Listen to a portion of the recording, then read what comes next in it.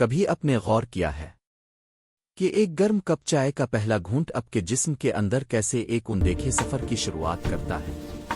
جیسے ہی یہ مائع حلق سے نیچے اترتا ہے، معدہ ایک لمحے میں جاگ اٹھتا ہے۔ اس کے خلیے حرارت کو محسوس کر کے خون کی باریک نالیاں پھیلا دیتے ہیں اور اندر ایک خاموش سی گہری گرمائش پھیل جاتی ہے۔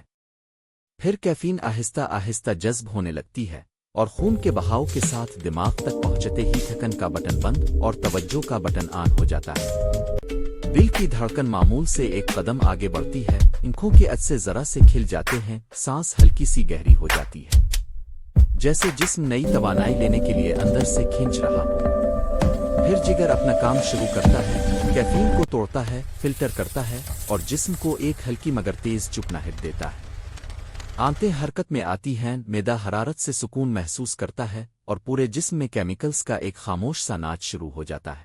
کا ہر گھونٹ صرف ذائقہ نہیں، یہ آپ کے اندر ایک پوری باڈی سسٹم کو منٹوں میں آن کر دیتا ہے۔